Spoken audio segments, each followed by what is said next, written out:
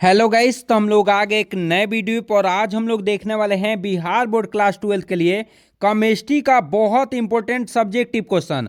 और ये जितने भी आज मैं सब्जेक्टिव क्वेश्चन आपको कराने वाला हूं, ये बहुत ज़्यादा इंपॉर्टेंट है और इससे एग्जाम में ना आए क्वेश्चन ऐसा हो ही नहीं सकता है। अगर आप चाहते हैं कि आपके एग्जाम में बहुत ही बेहतरीन हो जाए तो पूरे वीडियो में बने रहिए। देखिए, मैं चाहता हूं कि आपके एग्जाम में एक एक क्वेश्चन मैं बता दूं, ताकि आपके एग्जाम में जब आप एग्जाम में बैठें तो आप 70 में 70 लाएं। और वही बच्चे इस वीडियो को पूरे वॉच करेंगे जिनका सपना है कि 70 में 70 लाना है। अगर बीच में कोई भगता है तो समझ लीजिए अच्छा करने वाला नहीं है। इसलिए पूरे वीडियो में बने रहिए। आप अच्छा नहीं किए तो जो बोलिए वो मैं करने को तैयार हूं, शर्ते पूरे वीडियो में बने रहना है। तो चलिए वीडियो को स्टार्ट करते हैं और एक एक क्वेश्चन हम लोग समझते हुए चलेंगे। और जितने भी क्वेश्चन मैं बताऊंगा तो ये बहुत ज्यादा इंपॉर्टेंट क्वेश्चन होगा।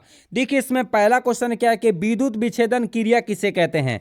तो जब किसी विद्युत विच्छेद्य पदार्थ के जलीय घोलन में विद्युत धारा प्रवाहित किया जाता है, तब रिडॉक्स प्रतिक्रिया के द्वारा इलेक्ट्रोड पर कुछ पदार्थ जमा हो जाए, उस क्रिया को हम लोग क्या कहते हैं, विद्युत विच्छेदन के नाम से जानते हैं।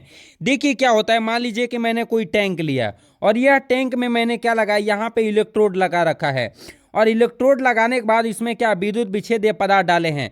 और इसमें जैसे ही हम लोग विद्युत धारा डालते हैं तो जितने भी पदार्थ होता है इलेक्ट्रोड के पास पास क्या हो जाता है, जमा हो जाता है। इलेक्ट्रोड के पास आके क्या हो जाएगा, जमा हो जाता है। तो यही इलेक्ट्रोड के पास जो जमा होता है, इसी प्रक्रिया को हम लोग विद्युत विच्छेदन के नाम से क्या करते हैं, जानते हैं। यह आपको याद रखना है। अगला क्वेश्चन देखिए क्या है। ये क्वेश्चन कितने बार पूछा गया एग्जाम में कोई गारंटी नहीं है। ये भर भर के एग्जाम में आया हुआ है, इसलिए इस क्वेश्चन को आपको याद रखना है। और मैं उम्मीद के साथ कहता हूं कि 2025 में आएगा। पूरे वीडियो को देख के जाइए। बीच में जो भाग गया वो निश्चित बेहतर करने वाला नहीं है। और मैं समझ भी जाऊंगा कि वो लड़का बेहतर नहीं करने वाला है। बीच में तो छोड़ना ही नहीं है। बीच में जो छोड़ने वाला है वो उस पढ़ने वाला लड़का नहीं है। और इसलिए पूरे वीडियो में बने रहिए, आप बहुत बेहतरीन करने वाले हैं। देखिए क्या दे रखा है कि फैराडे के नियमों का उल्लेख करिए। तो फैराडे के दो नियम हैं, प्रथम नियम और द्वितीय नियम। तो प्रथम नियम क्या कहता है कि किसी विद्युत विच्छेदन क्रिया द्वारा इलेक्ट्रोड पर जमा होने वाले पदार्थ की मात्रा को हम लोग क्या कहते हैं, उससे प्रवाहित आवेश के समानुपाती होता है। मैंने देखा क्या कि यहाँ पे देख रहे हैं क्या कि इलेक्ट्रोड पर जमा होने वाले पदार्थ की मात्रा क्या है, W है। और यहाँ पे उसका आवेश क्या दे रखा है, Q दे रखा है। तो W समानुपाती किसके होता है, आवेश के होता है। मतलब देखिए, किसी भी टैंक में जो इलेक्ट्रोड लगाया है तो उसमें विद्युत विच्छेदन क्रिया के द्वारा इलेक्ट्रोड पर जितने पदार्थ की मात्रा जमा होगी उतना ही आवेश क्या होगा, बढ़ेगा। और जितने हम लोग मतलब समानुपाती का मतलब क्या है कि जितने इलेक्ट्रोड पर क्या होगा, विद्युत विच्छेद्य पदार्थ जमा होगा उतना ही आवेश बढ़ेगा। मतलब समानुपाती का मतलब यही हुआ। और जैसे समानुपाती का चिन्ह हटाते हैं तो इसके जगह पर क्या आ जाता है, जेड आ जाता है। ये पहला नियम आप लोग को याद रख लेना है। दूसरा नियम देखिए क्या दे रखा है कि जब विद्युत रासायनिक सेलों को श्रेणी क्रम में जोड़ा जाता है तथा उसके समतुल्य विद्युत धारा प्रवाहित किया जाता है, तो इलेक्ट्रोड पर जमा होने वाले पदार्थ की मात्रा उसके समतुल्यांक क्या होते हैं, समानुपाती। देखिए W जो है ये क्या है, जमा होने वाले पदार्थ की मात्रा है। और ये क्या है, ये समतुल्यांक है। तो ये समतुल्यांक के समानुपाती हो गया। ये मैंने अगर यहाँ पे समानुपाती का चिन्ह हटाया तो मैंने इसके जगह पे क्या डाला है, यहाँ पे नियतांक K डाला गया है। तो ये देखिए, पहले बार डाला गया तो W1 और क्या, इसको समीकरण नंबर मैंने 1 मान लिया।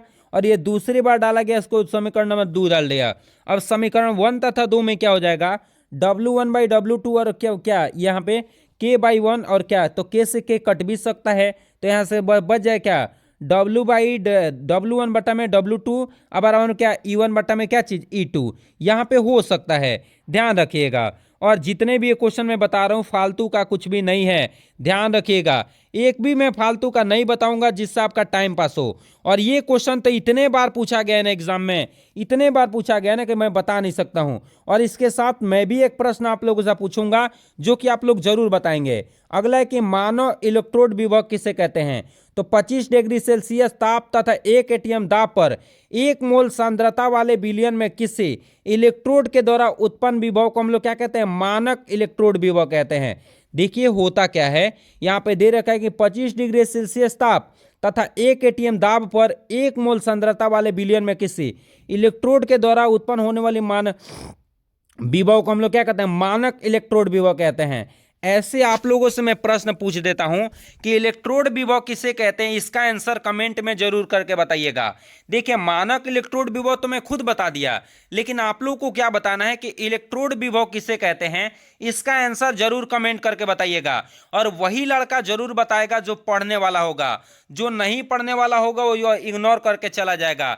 तो आपको इग्नोर नहीं करना है, प्लीज आंसर बताना है, और वो आंसर जो बताएगा वो निश्चित एग्जाम में बहुत बेहतरीन करने वाला है। अगला क्वेश्चन देखिए क्या है, मोलर चालकता किसे कहते हैं, इसकी इकाई क्या होती है। तो किसी एक मोलर विद्युत विच्छेदन विलयन में 1 मीटर के दूरी पर स्थित दो इलेक्ट्रोडों के बीच उत्पन्न चालकता को क्या कहते हैं, मोलर चालकता। मान लीजिए कि कोई यहाँ पे बर्तन दे रखा है, इसमें इलेक्ट्रोड ये लगाया गया है और इलेक्ट्रोड दूसरा लगाया गया है, और ये दोनों इलेक्ट्रोड 1 मीटर के दूरी पर रखा गया है। तो इनके बीच जितने भी चालकता उत्पन्न होगी उसी को हम लोग क्या कहते हैं, मोलर चालकता के नाम से जानते हैं। और मोलर चालकता का ऐसा ही मात्रा क्या होता है, तो यहाँ पे क्या होता है, siemens metre square into mole inverse, याद रखेंगे।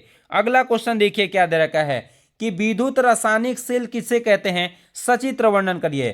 तो देखिए वैसा उपकरण जो रिडक्स प्रतिक्रिया द्वारा निश्चित वोल्ट पर प्रत्यक्ष विद्युत धारा उत्पन्न करता है उसे क्या कहते हैं, रासायनिक, विद्युत रासायनिक सेल के नाम से जानते हैं। और ये देखिए विद्युत रासायनिक सेल का फिगर, और मैं फिगरे से आपको कुछ बताने वाला हूं, सुनिएगा। देखिए यहाँ पे दो कंटेनर लिया गया है, कंटेनर 1 और कंटेनर 2।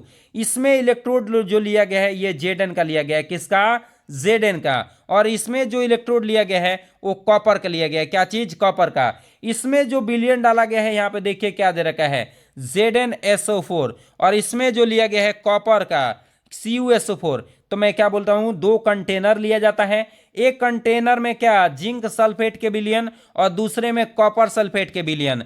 एक में क्या, जिंक का क्या लिया जाता है, जिंक का इलेक्ट्रोड लिया जाता है, और एक में क्या, यहाँ पे कॉपर का। जिंक जो होता है एनोड की तरह कार्य करता है और कॉपर कैथोड की तरह, और दोनों को एक क्या, गैल्वेनोमीटर से क्या कर देते हैं, जोड़ देते, किसके द्वारा, गैल्वेनोमीटर के द्वारा। और उसके बाद से इन दोनों बर्तनों को जोड़ा जाता है साल्ट ब्रिज के द्वारा, याद रखेंगे। वही बात यहां पे लिखा हुआ आप लोग को मिलेगा। देखिए क्या लिखा हुआ है कि विद्युत रासायनिक सेल में दो बर्तन लेते हैं, एक में जिंक की छड़ और जिंक सल्फेट के विलयन, दूसरे में कॉपर की छड़ और कॉपर सल्फेट के विलयन रखा जाता है, और दोनों इलेक्ट्रोडों को एक तार के माध्यम से गैल्वेनोमीटर से क्या कर देते हैं, जोड़ते हैं, जिसके फलस्वरूप जिंक एनोड की तरह कॉपर कैथोड की तरह कार्य करता है। इस प्रकार निश्चित विद्युत धारा उत्पन्न किया जाता है। अरे भाई मैंने सब कुछ ये बता दिया है, और मैंने आप लोग को बताया कि दोनों बर्तनों को एक सांद्रित लवण के नली से जोड़ते हैं, जिसे लवण सेतु कहते हैं। मैंने अभी बताया था, कोई बड़ी बात नहीं है। वही इस फिगर में आप लोग फिर से देख लीजिए, इस फिगर से ही सारा चीज मैं बताया हूं, और मुझे उम्मीद है कि आप लोग समझ गए होंगे। अगला क्वेश्चन देखिए क्या दे रखा है कि विद्युत रासायनिक श्रेणी क्या है। तो तत्वों की वैसी श्रेणी जिसे अवकरण विभव को बढ़ते क्रम में और ऑक्सीकरण विभव को घटते क्रम में सजाया जाता है, जिसे हम लोग क्या कहते हैं, विद्युत रासायनिक श्रेणी कहते हैं। जिसको हम लोग घटते बढ़ते क्रम में सजाएंगे उसी को हम लोग कहेंगे। और मैं निश्चित कहता हूं कि ये 2025 में आ रहा है। आप लोग अपने सर से या कहीं से भी इसको पढ़ लीजिएगा, जरूर इसको पढ़ लीजिएगा, क्योंकि नट्स इक्वेशन इतना ज्यादा इंपॉर्टेंट है, इतना ज्यादा है कि ये 2025 में आएगा ही आएगा। नहीं आएगा तो आप लोग जरूर कमेंट करके आके बोलिएगा कि सर आप बोले थे नहीं आया। मैं बोल रहा हूं ना कि ये क्वेश्चन आ रहा है, तो उम्मीद के साथ इसको पढ़ के जाइए, जरूर ये क्वेश्चन आ रहा है। नट्स इक्वेशन आ ही रहा है, और मुझे उम्मीद है कि आप लोग नट्स इक्वेशन को पूरा कंप्लीट करके जाएंगे। और ये देखिए कोहराउल्स का नियम क्या है, मैं निश्चित कहता हूं कि कोहराउल्स के नियम भी 2 नंबर में ये क्वेश्चन आ रहा है। इसलिए प्लीज इसको बार बार मैं बोल रहा हूं कि इस क्वेश्चन को पढ़ लीजिएगा, इसको छोड़ना नहीं है। प्लीज मैं बोल रहा हूं ना कि नहीं छोड़ना है, तो प्लीज मत छोड़िएगा इसको। क्या क्वेश्चन कह रहा है कि किसी दुर्बल विद्युत विच्छेदीय पदार्थ की अत्यंत तनुता मोलर चालकता उसके धनायन तथा ऋण आयन के मोलर चालकता के क्या होता है, योगफल के बराबर होता है। देखिए यहाँ पे क्या दे रखा है कि ये वाला दिखाई दे रहा है, अत्यंत तनुता का मोलर चालकता होता है, और क्या दे रखा है, ये धनायन का, ये ऋणायन का, इन दोनों का योग करते हैं तो उसी को हम लोग कोहराउल्स का नियम कहते हैं। और ये कोहराउल्स के नियम निश्चित आ रहा है, नहीं आएगा तो जो बोलिए वो करने को मैं तैयार हूं, लेकिन आप पढ़ के तो जाइए। अगला क्वेश्चन देखिए क्या है, प्राथमिक बैटरी क्या है, शुष्क सेल की चर्चा करिए। तो वैसा बैटरी जिसे दोबारा आवेशित नहीं किया जा सकता है, मतलब कोई ऐसा बैटरी जिसको हम लोग दोबारा चाह के भी चार्ज नहीं कर सकते हैं, उसे प्राथमिक बैटरी कहते हैं। और इसका उदाहरण कौन है? शुष्क सेल और मरकरी सेल है। ऑब्जेक्टिव में पूछ देता है कि प्राकृतिक से प्राथमिक सेल का उदाहरण कौन कौन होता है। तो प्राथमिक सेल का उदाहरण कौन कौन होता है? तो याद रखिएगा शुष्क सेल और इसके साथ मरकरी सेल है। अगला क्या है कि शुष्क सेल किसे कहते हैं? तो वैसा बैटरी जिससे द्रव अवयव नहीं होता है उसे शुष्क सेल कहते हैं। जिसमें द्रव भाग नहीं होता है उसी को हम लोग क्या कहते हैं? शुष्क सेल कहते हैं। और देखिए क्या है, यह प्राथमिक बैटरी का उदाहरण है, इसलिए इसे दोबारा आवेशित नहीं किया जा सकता है। इसका उपयोग टॉर्च में, लैंप में इत्यादि में किया जाता है। और यह शुष्क सेल का क्या है? फिगर है जो आपको एग्जाम में बनाना पड़ेगा। अगला क्वेश्चन देखिए क्या दे रखा है कि द्वितीयक बैटरी क्या है? लेड संचायक सेल का वर्णन करिए।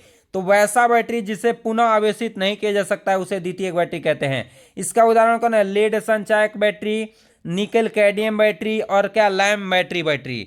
अगला देखिए क्या है, इसको आप लोग को डिटेल जान लेना है कि लेड संचायक सेल क्या है। तो वैसा बैटरी जिसमें लेड का तथा लेड डाइऑक्साइड का क्या इलेक्ट्रोड लिया जाता है उसे लेड संचायक बैटरी कहते हैं। जिसमें क्या किया जाता है? लेड तथा लेड डाइऑक्साइड का क्या लिया जाता है? इलेक्ट्रोड लिया जाता है। और यह द्वितीयक बैटरी का उदाहरण है, इसे पुनः आवेशित नहीं किया जा सकता है। द्वितीयक बैटरी का यह उदाहरण आवेशित किया जा सकता है, याद रखिएगा। ये रहा आप लोगों को क्या चीज? लेड स्टोरेज बैटरी का उदाहरण, जो कि याद आप लोगों को कर ही लेना है। और जितने भी क्वेश्चन मैं आप लोगों को बता रहा हूं ये बहुत ज्यादा इंपॉर्टेंट है। अगला है लवण सेतु, क्या है इसका लाभ उपयोग बताइए। तो विद्युत रासायनिक सेलों में दोनों बर्तनों को जोड़ने के लिए जो सांद्रिक नली का उपयोग होता है उसे क्या कहते हैं? लवण सेतु। और लवण सेतु काम क्या है कि अधिक समय तक कार्यरत रखने में क्या करता है? सहायता करता है। अगला संचारण क्या है? तो संचारण नाम आप लोगों ने सुना होगा कि वायु, धातु, वायु और क्या नमी के साथ अभिक्रिया करके क्या ऑक्साइड का निर्माण करता है, जो कि क्या करता है? ऑक्साइड के परत, मतलब समझते हैं जैसे लोहा पे मूर्छा लग जाना, ये सब क्या है? संचारण है। और इसे रोकने के लिए क्या करते हैं हम लोग? ये धातु के सतह को कलई करके बचाया जा सकता है, या धातु के सतह पर जिंक की परत या तैलीय परत या निकेल की परत, क्रोमियम की परत इत्यादि को लगा के हम लोग कर सकते हैं। या क्या कर सकते हैं? मिश्र धातु बनाने से सांद्रता संचारण नहीं किया जा सकता है। नमी रहित क्षेत्रों में धातु को रखने पर संचारित नहीं होता है। ये सभी है, ये आप लोग को याद रखना है। जितने भी क्वेश्चन मैं आप लोग को बताया ये बहुत ज़्यादा इंपॉर्टेंट है और हमें उम्मीद है कि आप लोग पढ़ रहे होंगे और बहुत अच्छा करने वाले हैं। और आप लोग को वीडियो अच्छा लगता हो तो ज़रूर आप लोग लाइक करेंगे, शेयर करेंगे। और इसी के साथ हम लोग मिलेंगे अगले वीडियो में। आप लोग पढ़ते रहिए, तब तक के लिए जय हिंद।